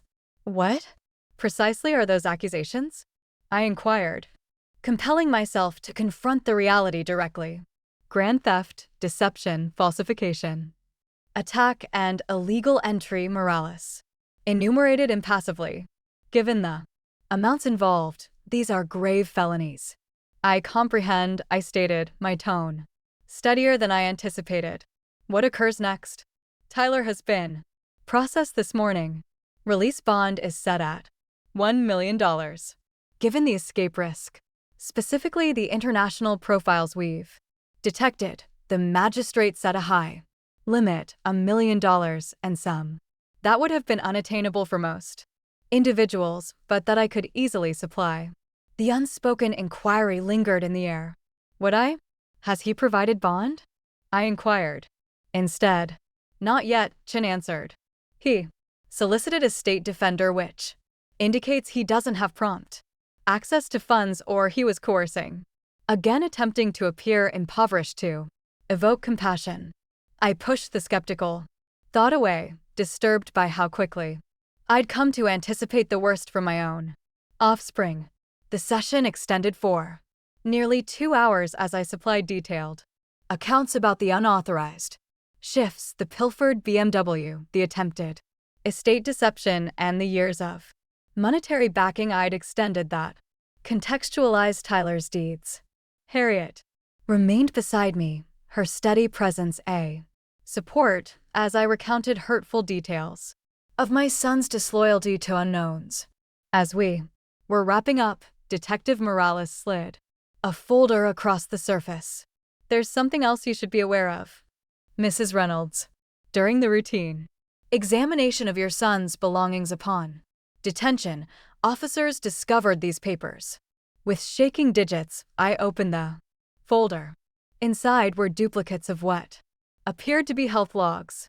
My health logs, summaries from my yearly checkup 6 months prior, observations from my physician about slight high blood pressure, a suggestion for a heart evaluation test I'd never scheduled. I don't comprehend, I stated, glancing up in bewilderment. Why would Tyler possess these? We were hoping you might provide some understanding, Chin answered, observing my reaction cautiously. These were discovered, along with several death benefit policies issued in your name, with Tyler Reynolds designated as the only recipient. Policies you apparently authorized last year. A chill fear surged through me. I never authorized any death benefit policies. The investigators exchanged looks. That's what we suspected, Morales stated quietly. The authorizations appear to align with other falsifications we've detected. The ramifications were too dreadful to contemplate. My son, my offspring, had not only been pilfering from me, but potentially positioning himself to profit from my demise. We don't have proof of any direct danger to your security, Chin added swiftly, seeing the color fade from my face. But given these findings, we highly recommend protection measures. I inclined automatically, my mind still spinning from this ultimate disloyalty. Of course. Outside. The precinct, I rested against a solid pillar, suddenly unstable on my feet. Harriet gripped my arm, supporting me. Isabel, do you need to sit? He was planning for my demise. I stated, the words tasting like dust. My own son collecting health details, falsifying death benefit policies. We don't know that for sure, Harriet cautioned, though her look revealed her own astonishment. There could be other clarifications, but we both knew there weren't. Not really. Not when, combined with all else we'd uncovered. My device vibrated. A text from Olivia. They're saying Tyler won't be free today. Bond is set at $1 million. I don't possess that kind of funds. What should I do? What indeed? Provide bond for a son who had methodically disloyal me, who might have been considering worse, or leave him in custody, knowing he was still my offspring, still the infant I had cradled in my arms 32 years prior. You don't have to decide this instant, Harriet reminded me gently. Take some time, process what we just learned. I inclined, grateful for her insight. This choice couldn't be made from astonishment or feeling. It required the same clear assessment I'd bring to any critical business judgment. As we advanced to the awaiting vehicle, a familiar tone called my name. Pivoting, I saw Olivia rushing toward us, her high-end purse incongruous against the stark backdrop of the precinct. Isabel, please, she stated slightly out of breath. I need to converse with you. This isn't a good occasion, Olivia, Harriet interjected, moving protectively nearer to me. It's vital, Olivia insisted, her usual refined assurance replaced by genuine distress. It's about Tyler. About items I discovered after he was detained. Something in her look gave me pause. What items? She glanced around anxiously. Not here. Can we go somewhere secluded? 20 minutes later, we positioned in a quiet corner of a nearby eatery. Olivia's hands shaking mildly as she placed a file on the surface between us. I discovered these concealed in Tyler's home workspace last night, she stated, pushing the file toward me. Behind a false bottom in a desk compartment, I was searching for our coverage details and found this instead. Inside were more papers, printouts of international profile, summaries, logs of shifts, and, most disturbingly, a detailed list of my assets, complete with notes about which ones could be converted to cash quickly and which might require more time. There's more, Olivia stated, her tone barely audible. Profile summaries showing large shifts to someone named Marcus Fletcher over the past year. I researched him. He's a removed legal advisor with deception convictions. I stared at the proof of my son's methodical disloyalty, each page revealing a depth of calculation I still struggled to comprehend. Why are you displaying me this? I inquired finally, glancing up to meet Olivia's gaze. Because I need you to grasp that I didn't know, she answered, tears filling her eyes. I knew Tyler was monetarily careless. I knew he relied on you excessively. But this, she motioned at the papers. This level of deceit, of planning, I had no notion. For the first time, I truly trusted her.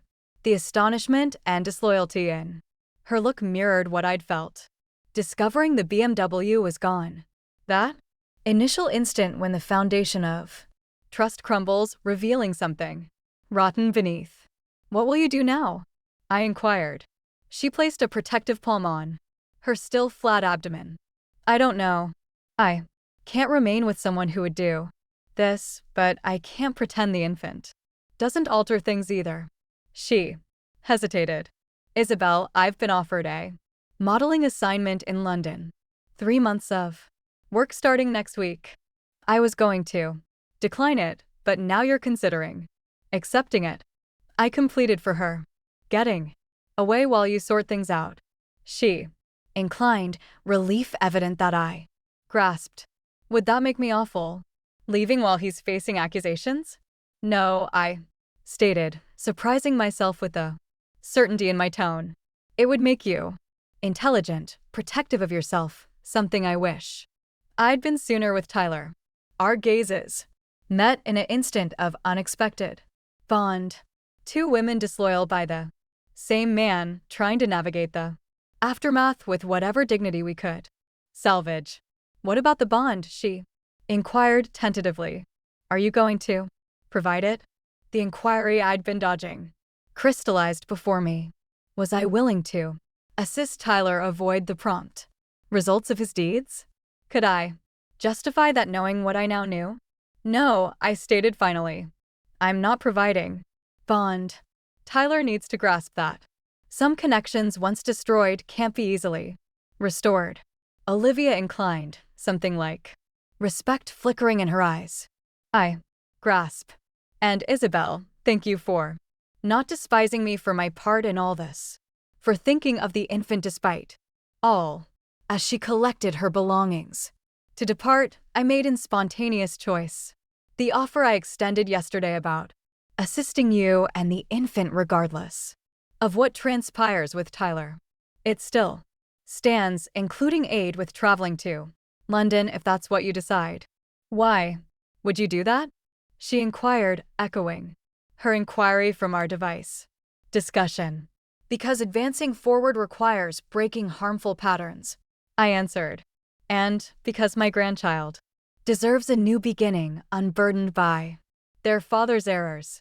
After Olivia departed, Harriet rejoined me, having tactfully provided us privacy for our discussion. Well, she prompted. What did she desire? I displayed her the papers, watching her look shift from curiosity to astonishment to grim comprehension. So now we know, she stated finally. This wasn't spontaneous, wasn't an error, was premeditated. I completed, calculated, strategic. I inhaled deeply, the weight of certainty settling over me. And now I know exactly what I need to do next.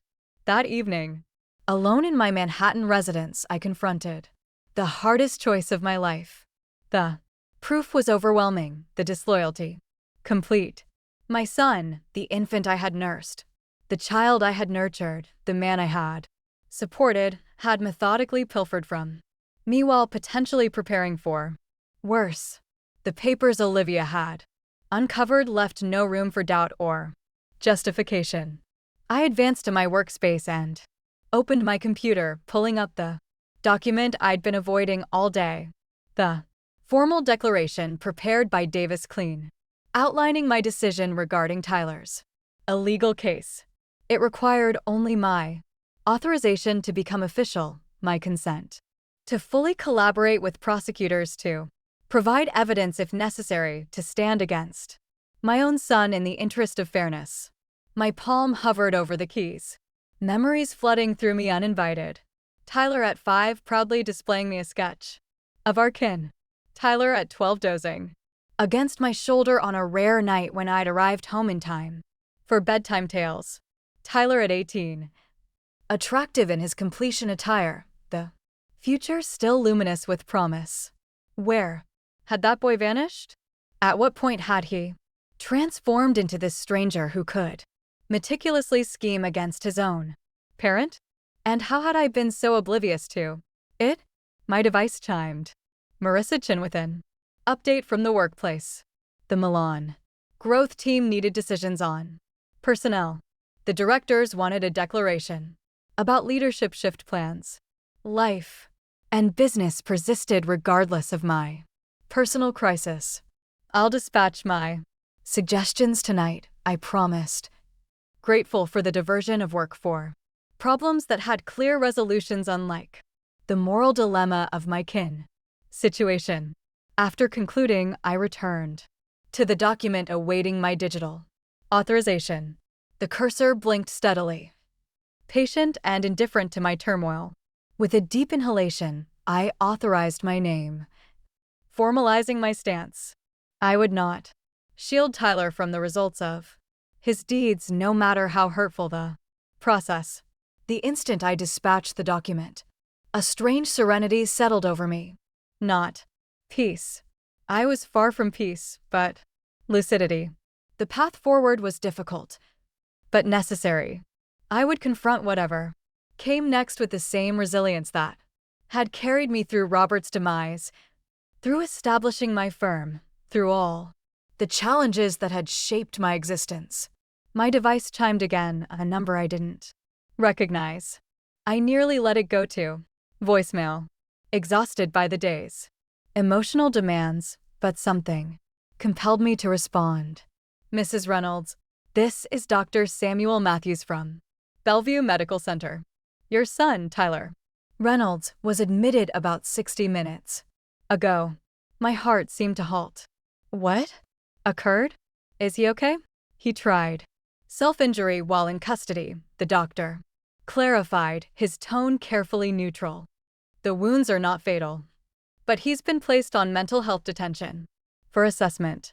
I'll arrive immediately, I stated automatically, already grasping for my outerwear. Mrs. Reynolds, the doctor proceeded. I should alert you. He specifically requested that you not be permitted to visit. He's a grown-up, so legally we must honor his desires. The rejection hurt even after all. I grasp, but I'd like to arrive anyway, just to converse with his physicians if feasible. Of course. Request me when you arrive. The medical center hallways were harshly illuminated, sterile, and detached. A suitable setting for this latest chapter in our kin tragedy. Dr. Matthews greeted me in a modest consultation space, his look compassionate but expert. Mr. Reynolds is stable, he guaranteed me. The effort appears to have been more a plea for assistance than a serious suicide effort, but we're taking all necessary measures. Has he uttered anything about why? I inquired, though I already knew the response. He's been conversing with our staff mental health expert. Apparently, he learned today that additional accusations were being submitted related to identity pilfering and deception. Something about death benefit policies. The doctor's questioning inflection invited clarification, but I simply inclined, unwilling to detail the full scope of Tyler's disloyalty to a stranger. Can I at least observe him, even if he won't converse with me? Dr. Matthews hesitated. I can permit you to watch briefly from the care station. Sometimes just perceiving that kin is present can be beneficial, even if the patient isn't ready for direct engagement. From behind the transparent divider, I observed my son lying in a medical bed, arms wrapped, gazing blankly at the overhead. He appeared smaller, somehow reduced. Nothing like the assured leader who had once carried my hopes for the future of Reynolds Real Estate. Nothing like the arrogant offspring who had announced disposing my BMW with casual presumption. Just a lost, shattered man confronting the wreckage of choices he couldn't reverse. I pressed my palm against the chill transparent, the closest I could come to contacting him. Despite all the pilfering, the deceptions, the calculated disloyalty, he was still my offspring. My affection for him remained, altered but undestroyed by his deeds. Mrs. Reynolds, a different tone interrupted my watch. I pivoted to find a woman in her 60s with silver tresses and gentle eyes. I'm Dr. Eleanor Winters, the overseeing mental health expert. I've been conversing with your son. How is he really? Perplexed, furious, frightened? She motioned toward a nearby resting area. May we converse for an instant? Once positioned, she proceeded. Tyler has shared some of what's transpired, the illegal accusations, the proof you've supplied to officials. He feels disloyal. He feels disloyal. I couldn't keep the disbelief from my tone after what he's committed. I'm not defending his deeds, Dr. Winters clarified. I'm simply sharing his emotional viewpoint. In his mind, kin should protect each other absolutely, regardless of conduct. The distortion was so profound, it momentarily took my breath away. Even when that conduct includes methodical pilfering and deception, falsified documents, potential death, benefit deception. As I stated, I'm not defending it, just helping you grasp where he is mentally right. Now, she studied me carefully. The inquiry is, where are you? What do you hope for advancing forward? The simple inquiry caught me off guard. What did I hope for? Harmony seemed impossible given the depth of disloyalty. Yet permanent separation from my only offspring felt equally unbearable. I want fairness, I stated finally. But I also want recovery. I just don't know if both are feasible. Dr. Winters inclined thoughtfully. They can be, but it's a long path, one that requires accountability first, harmony later, if ever. And it depends entirely on whether Tyler can acknowledge what he's committed. Not just the legal results, but the emotional harm. And will he? Can he? I inquired, desperate for some expert insight into my son's capacity for genuine alteration. I don't know, she confessed. That's for him to decide.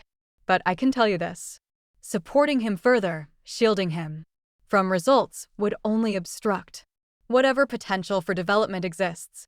Her words confirmed the path I'd already chosen. Difficult though it was, I would not release Tyler, literally or figuratively. I would not withdraw my collaboration with officials. I would not pretend his disloyalty was anything less than what it was. But I would also not close the entrance completely on some future harmony, should he ever truly confront his deeds and seek to atone. As I departed the medical center that night, the crisp fall air filled my lungs, bringing with it a sense of possibility that had been absent in the suffocating aftermath of Tyler's disloyalty. Tomorrow, I would travel to Milan to personally supervise the next stage of our European growth. Next month, I would visit Harriet in Paris, my first real break in years. And in the spring, heaven willing, I would welcome a grandchild, a fresh start amid so many painful conclusions. My device vibrated with a message from Marissa. The private plane is scheduled for final review tomorrow, prepared for its initial official journey whenever you are. I grinned, remembering the 6 words that had initiated this path of painful discovery and unexpected freedom. I acquired a private plane instead of a vehicle. Simple words uttered in an instant of rightful fury. Yet, they had catalyzed a transformation I could never have anticipated. They had compelled me to perceive the facts about my son, about my own supporting conduct, about the woman I wished to be advancing forward. As I entered the awaiting vehicle, I caught a glimpse of my image in the pain, fatigued, but determined, sadder, but wiser, injured, but unbroken. The path ahead was uncertain, filled with legal proceedings, public examination, and difficult feelings still to be processed. But for the first occasion since discovering my BMW missing, I felt genuinely hopeful about the tomorrow. My tomorrow, shaped by my choices, lived on my terms. Whatever transpired with Tyler, whatever challenges awaited, I would confront them with the lucidity that comes from ultimately choosing facts over comfort, honesty over appearances, self-regard over supporting. The private plane, after all, was just the start. The real path was the one I had begun inside myself. A path toward authenticity, toward limits, toward a existence reclaimed from the shadows of mourning and remorse. And despite all, I was prepared to ascend. Thank you so much for viewing. Share with those who enjoy tales too. Subscribe and share in the comments if you enjoyed my tale. Cheers.